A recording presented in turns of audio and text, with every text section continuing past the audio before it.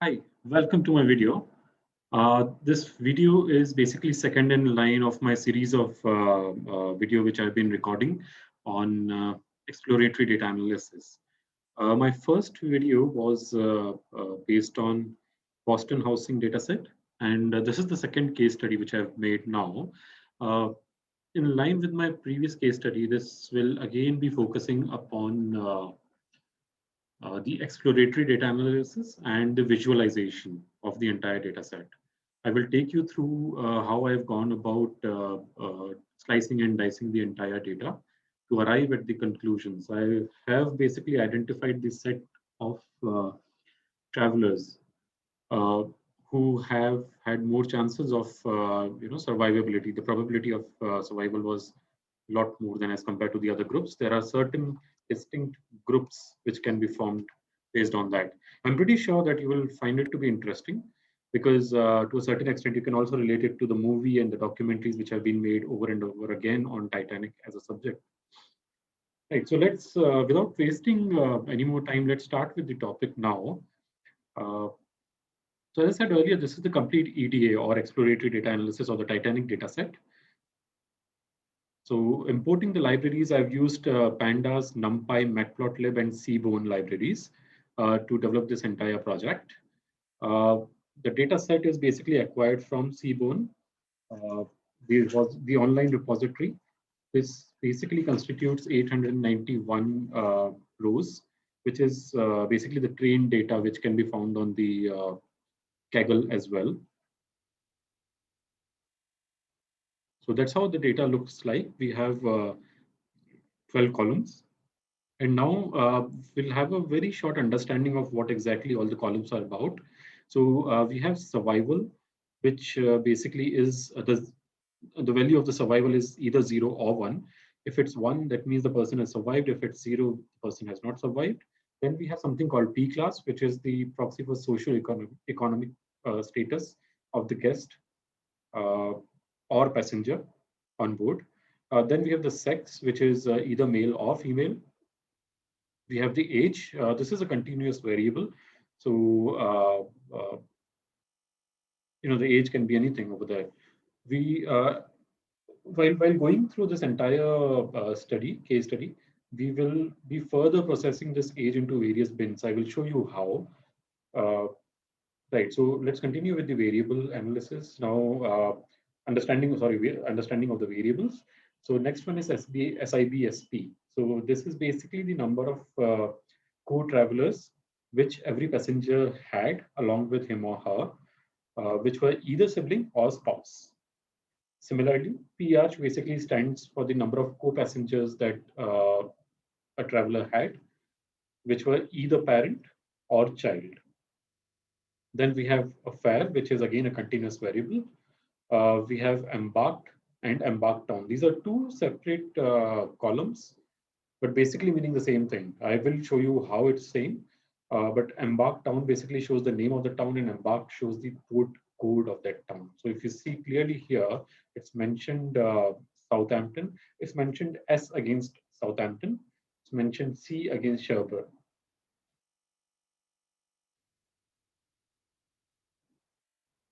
Right. Then we have class. So this is what kind of a cabin was allotted to the passenger. Is it the first class cabin, second class cabin, or the third class cabin? Then next one is who. Now, who is again categorical with three different categories of passengers. So it's either man or woman.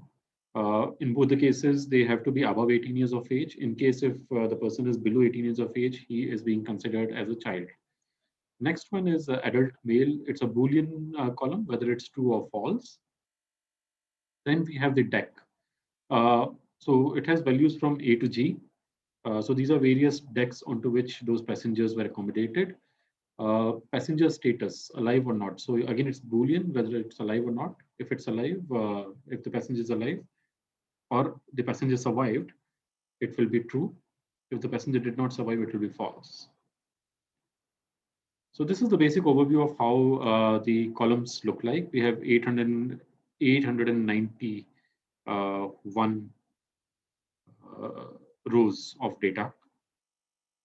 Right? So we will be going from one column to the another, analyzing whether there is any repetition of the information.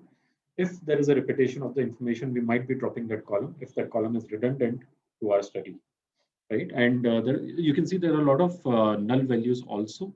We'll be doing a null value treatment of this entire database. So you can see there is high, 714 non-null values are there. And we have 203 non-null values in DEC. So we'll be treating all these null values going forward. Let's identify the columns which are redundant for the study, right? So I have gone about finding out which are the columns which are not required as such. This is a small code which I've written to identify any of those rows where the who is man and he's not an adult male, which turned out to be false, and hence there is no such row over there. So it clearly indicates that adult male is a redundant column. So I've dropped it. Similarly, I have run tests on alive versus survived, and I have dropped alive also. I've run a test on embarked and embarked down, and I've dropped embarked because they both were same.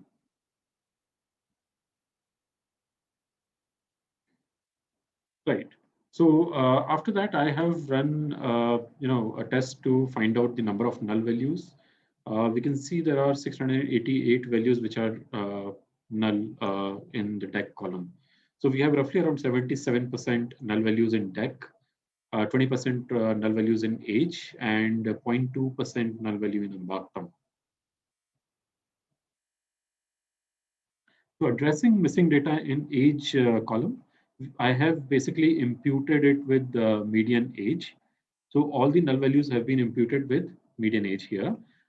Embarked down, there are just 0.2% which are missing values.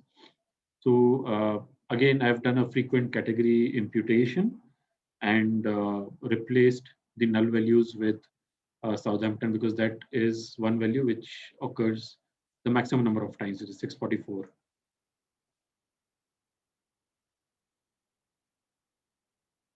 Now coming over to the DEC, this is a very classic case where we have a major number of values which are missing due to various reasons. Now this really does not help us. This particular column does not help us. So I've decided to drop it also.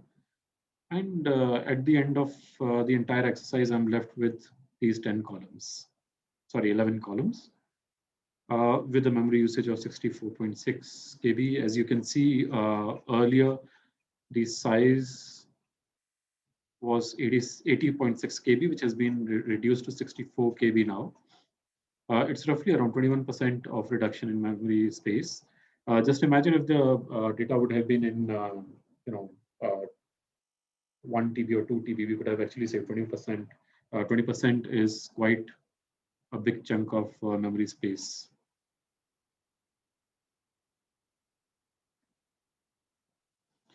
Right. So this is basically the head of the data, the first 5 rows, just to give a bigger picture of how exactly is the does the data look now. This is the big picture. I've just done a describe of the descriptive statistics of all the quantitative columns. Right. So we'll be starting with the big picture, the passenger highlights. I'll not get into in-depth explanation of each of them, but all of these basically indicate on these observations. So survival rate was much lesser than as compared to the disease rate. Number of passengers in class 3 was highest. Male passengers were almost double the female passengers. Maximum age distribution was around 28 to 30 years old. Most of the fares were found to be below $50, and the number of men was highest. Maximum people embarked from Southampton, and more than 500 people were traveling alone against 360 people who were traveling in groups. Right. So coming over to the demographic studies, we have had 60% men, 30% women, and close to 10% children on board Titanic. And this plot basically shows P class wise distribution of the passengers. If you remember, P class is the same as the socio-economic class, and I also found P class to be same as the cabin class, right? So I have dropped the cabin class column as I showed you earlier, but I've retained P class because it basically serves my purpose. So in P class 3, which is the lowest of all, we've had 55% of the passenger traveling, whereas in P class 1, we've had 24%. The in-betweeners were in the range of 20-21%. Right. So moving over to the passenger fares and passenger age, these are the two plots. The first plot basically shows the distribution of how the distribution of fare was across the three categories and across the type of passenger. So if you see, men have basically paid least amount of fare. This line basically shows the median value. So we have, these are basically box plots. So we have the minimum at this edge, maximum value at this edge. We have the first quartile here, second quartile here, and the median value, sorry, mean value here.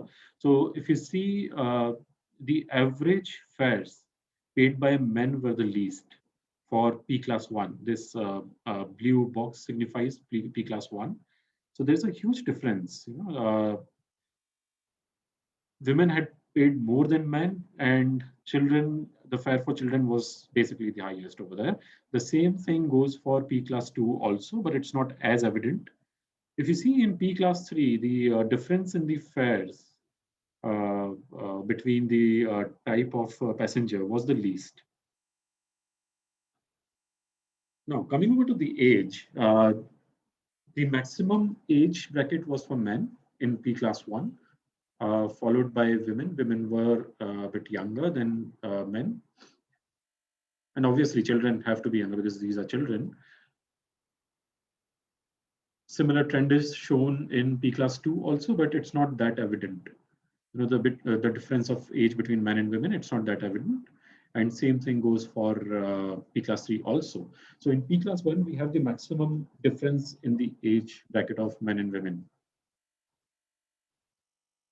So looking at both these plots together, we can basically conclude the more is the age, the lesser was the fare.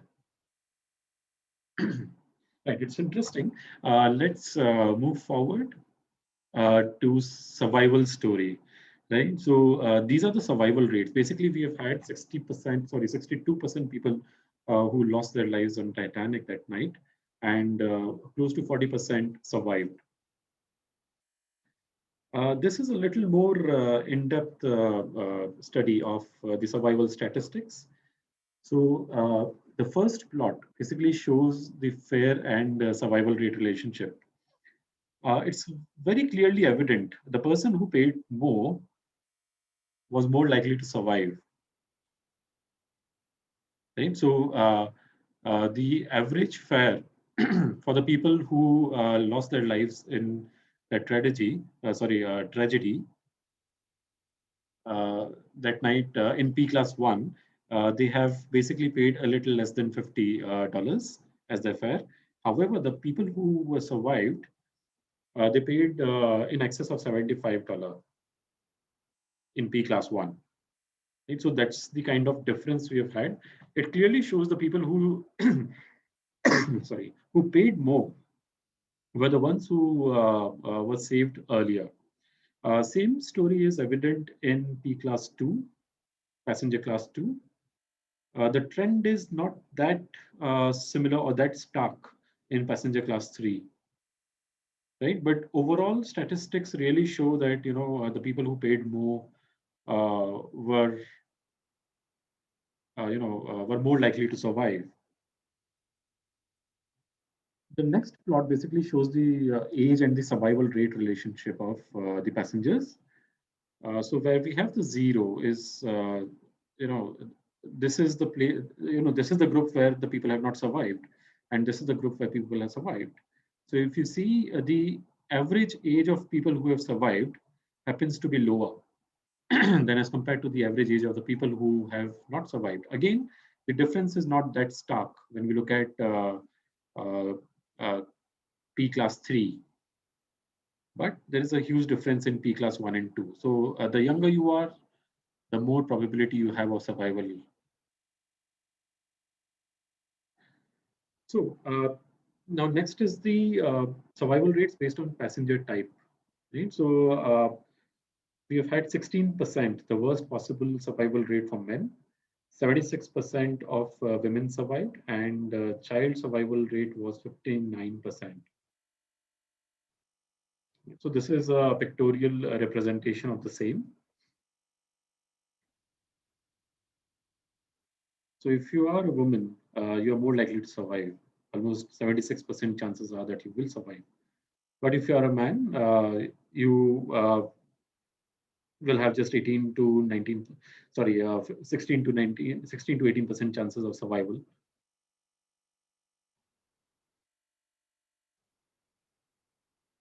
Now, this next plot basically shows the overall survival rate of people who were traveling alone, right? So there was a big chunk of people who were traveling alone, as I've shown earlier. There were almost 500 plus people who were traveling alone, and just around 360 who were traveling in groups. So the blue bar basically shows they did not survive, and the red bar shows they have survived. So the people who were actually traveling alone, they were less likely to survive, right? So more than 370 people lost their lives that night while traveling alone, and less than 200 basically were saved who were again traveling alone. Whereas if you were traveling in a group, almost similar numbers survived.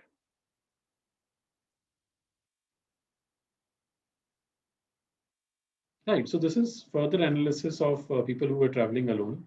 It's a broad scale study. So the first plot basically shows uh, the survival statistics of the people who were traveling alone based on the P class. So if you're traveling in class 3, so we'll have to basically look at both these plots put together. So in P class 3, we have had in excess of 250 people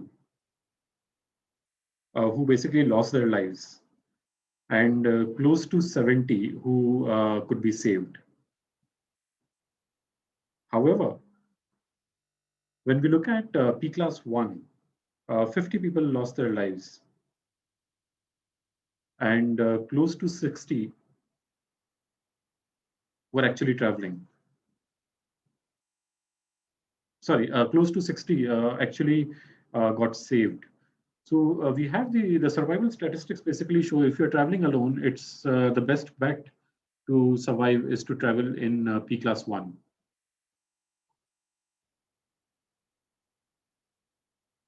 And the next plot basically shows the gender-wise study of passengers who were traveling alone.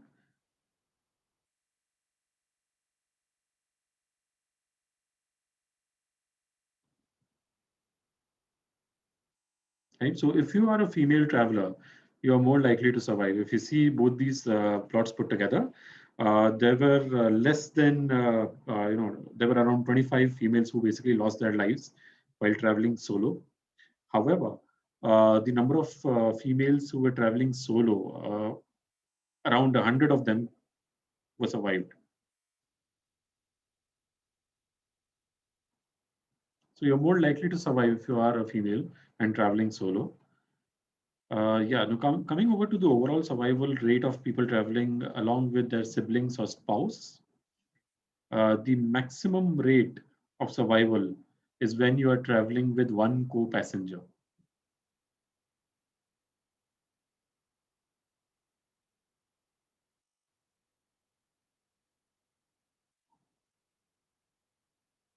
Next one is the overall survival rate comparison when you're traveling with parents or children. So if you're traveling in a group of three, you are more likely to survive along with the parents and or children. Now, this is a P class wise survival rate overall. So, if you're traveling in P class 1, you are more than 60% chances are there that you will get survived.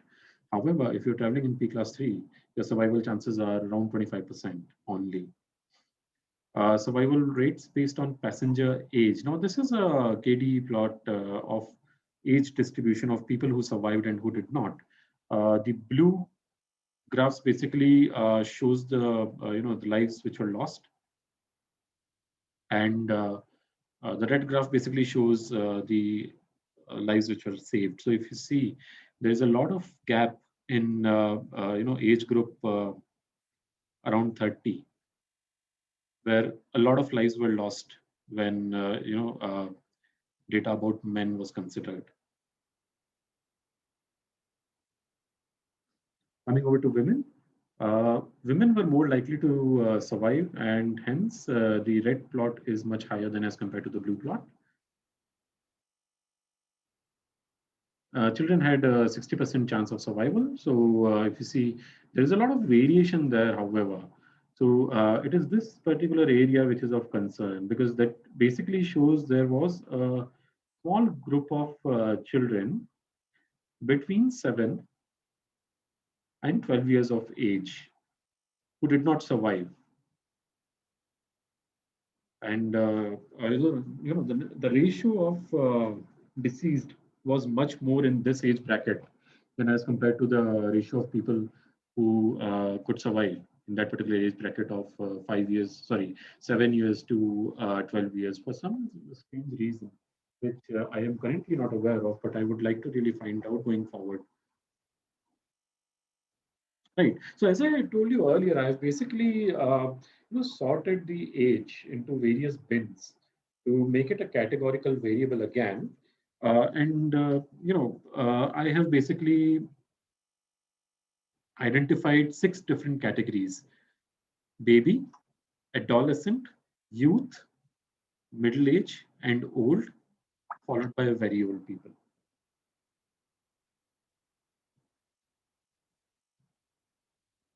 As you can see, less than 6-year-old has been classified as a baby.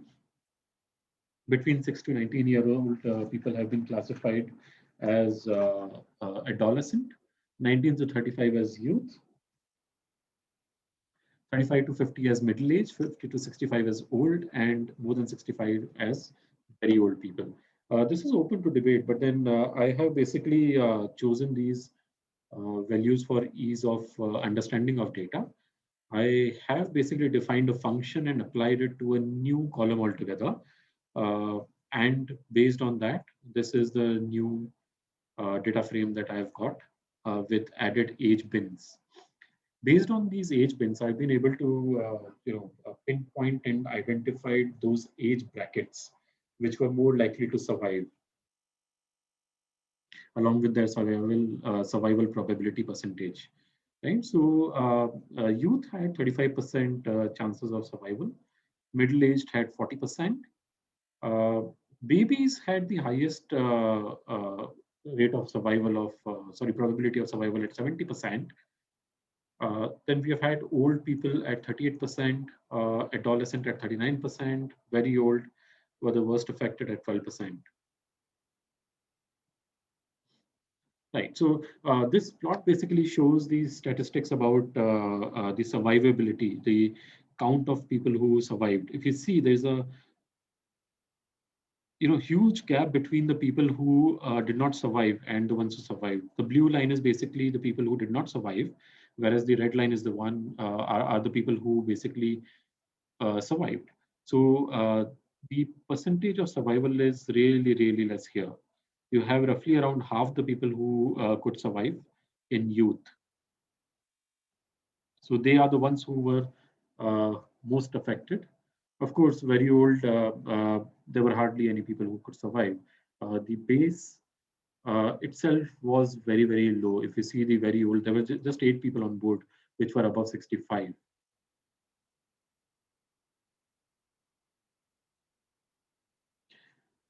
In adolescent, the chances of survival were relatively better. Babies had the best chance of survival below 6 years of age. Right, so we'll go in depth now. So these are the plots which basically show the passenger type and passenger class and the survival rate of those passengers. Right, so this is basically, this row is for men. You have P class 1, P class 2, and P class 3. Right, so in P class 1, we have babies at 100%. In P class 2, again, we have babies at 100%. Then second highest, we have youth, adolescent, and middle age with 40% survival rate in men. It's quite low. You will see a stark difference when we compare this to women, right? In P class 3, amazingly, the highest survival rate was again for babies, but it was around 40% only. Right, so let's compare it. Let's compare it to females now. You'll see a very stark difference here. So if you see females, we have had high rates of survival. In P class 1, adolescent old had 100% survival rates. Youth had close to 100%, somewhere around 98% survival rates. Middle-aged ladies had somewhere around 96% survival rates. When we look at P class 2, again, the adolescent and the babies had 100% survival rates. Youth were second highest at around 90%. Middle age was slightly below at a little less than 90%, somewhere in the range of around 80, 87%.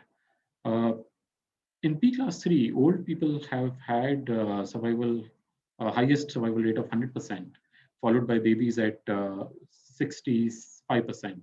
Right? So if you see here, there is a stark difference in the survival rates of people who were on P class 1, 2, and 3, based on the P class, sorry. The survival rate is least in P class 3 and highest in P class 1. Similarly, if you see the bars in female category,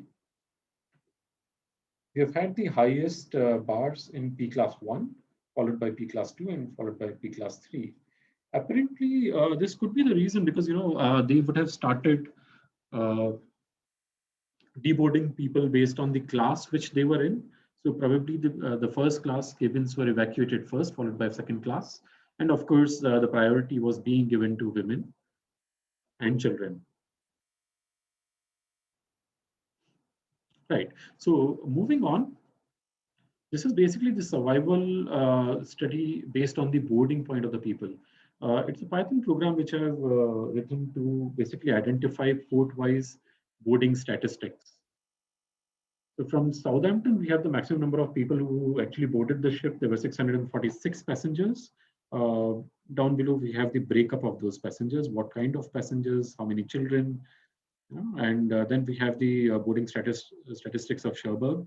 There were 168 passengers, followed by the people from Queenstown at 77 passengers. So these were the three ports where people onboarded the ship, starting from Southampton. That was basically the starting point on the journey. From Southampton, the ship went to Cherbourg in north of France, and then Queenstown, which is in Ireland. And thereupon it embarked on its maiden and the last journey. So this plot basically shows the boarding point based survival statistics. Sorry. We have 72% people who survived from, who basically survived from Southampton. Sorry, who basically embarked from Southampton. And sorry for the slight confusion there. And this plot basically shows the overall survival rates based on the boarding point. So the blue bar basically shows Queenstown, the gray bar is Cherbourg, and the red bar is, blue bar is Southampton, uh, red bar is Queenstown, and gray bar is Cherbourg. So if you look at the overall count of people, out of 450 people who boarded from Southampton, there were 200 plus who were saved.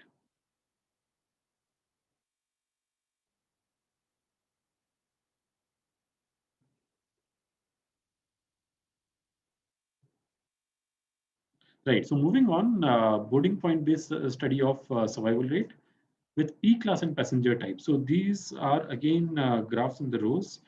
I will just be highlighting the highest survival rates. So we've had highest survival rates in P class 1 uh, for people from Southampton. So close to 100% women got saved. Over 80% of the children were saved. Uh, the people who boarded from Southampton in P class 2, all the children were saved, 100%, and 90% women were saved. In P class 3, the survival statistics don't fare very well. In all the three cases, males were the survival rate of males was the least. Now, coming over to the people who boarded the ship from Cherbourg, women again in P class 1 have close to 90% survival rate. In P class 2, we have the children and women at 100% survival rate. Again, in P class 3, the survival rates are much lower. In all the three cases, again, men are the ones who lost, who were mostly lost. Coming over to the Queenstown, we have had 100% survival rate for women who boarded from Queenstown and 100% survival rate for women who boarded uh, into P class 2. So this plot basically shows P class 1. This is the P class 2. Again, there are no men who survived. In P class 3, the probability of survival was even lesser than 10%. I've done a fare-based survival study also, and in all the places, it basically signifies that the more you pay, the more are the chances of your survival.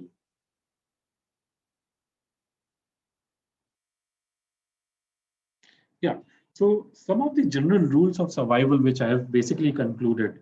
The first statement states that the more you pay, the more are the survival chances. Women has had best overall survival rate. Men had least survival rates, and children were somewhere in between. Higher the P class, the better are the chances of survival. As you grow older, the survivability decreases. People who traveled with someone had better chances of survival as compared to the people who traveled alone. Most of the people on the ship were traveling alone, as I've already shown. So they were the more they were the people who actually lost their lives. Most of them were solo travelers and men. Now, people traveling with spouse and or siblings were more likely to survive if traveling with one or more co-passengers. Similarly, if you were traveling in a group with parents and or children, you were more likely to survive. Best chance for survival for solo traveler was in P class 1, where survival rate is just around 50%. Female solo travelers had much better chances of survival than male solo travelers. Right. So now coming over to the survival probability of people. So if you're traveling in P class 1, and if you're a male less than 6 years of age, a female between 6 to 19 years of age, and or a female between 50 to 65 years of age, if you're traveling in P class 2 and a male at less than 6 years of age, female between 6 to 19 years of age, and female category less than 6 years of age, and if you are traveling in P class 3 as a female between 50 to 65 years of age, you will have 100% guarantee of survival. So all such passengers have survived the crash. The second category is basically the 90 to 100% survival rates. So people who are traveling in P class 1, especially the females in age bracket 6 to 19 years of age and 35 to 50 years of age. If you are traveling in P class 2, females between 6 to 19 years year of age, you'll have 92%, 90 to 100% survival rate. Similarly, if you are traveling in P class 2 as a female between 35 to 50 years of age, you'll have 80% and above chances of survival. Moving over to the worst survival rates, there's only 10% to 20% probability of survival if you are traveling in P class 1 as a male between 50 to 65 years of age, as a male between 6 to 19 years of age in P class 2, as a male in 19 to 35 years of age, as a male between 6 to 19 years of age, or a female between 35 to 50 years of age in P class 3. So this is the group which is less likely to survive. There are just 10 to 20% chances that they will survive. 80 to 90% chances are there that they will not be able to survive. This is in particular the group which is doomed to survive or will not be able to survive in most probability. These are the males between 19 years till 65 years of age in P class 2. So technically, almost all the age categories of males. So if you are below 19 is when you are likely to survive. Otherwise, in P class 2, there is no chance for survival if you are above 19 years of age. In P class 3, if you're a male between 50 to 35 to 50 years of age, I will not suggest you buy a ticket for P class 3. Right, now coming over to the boarding point based statistics, there is a 100% guarantee of survival for a child in P class 2 if you're boarding from Southampton.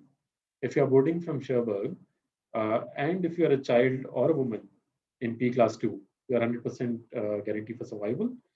If you are boarding from Queenstown and you are a woman in P class 1 or 2, again, you have 100% guarantee of survival.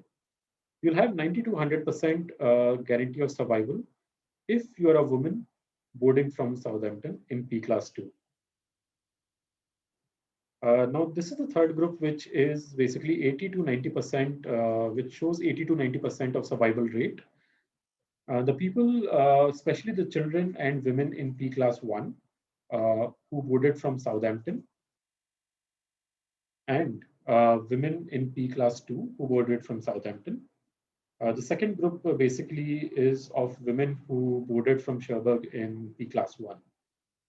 Again, they will have 80 to 90% survival rates. Coming over to the two worst survival rates, you are only 10% to 20% likely to survive if you are a man and boarded from Southampton in P class 3. If you are a man who boarded in either P class 2 or P class 3 from Cherbourg, if you are a child who boarded in P class 3 from Queenstown. So your survival chances were only 10% to 20%. And the third category, this is the least survival, this is the category where the people did not really survive. 90%, over 90% of the people lost their lives. So the probability of survival is less than 10% if you are a male boarding from Southampton in P class 2, or if you are a man or male boarding in P class 3 from Queenstown.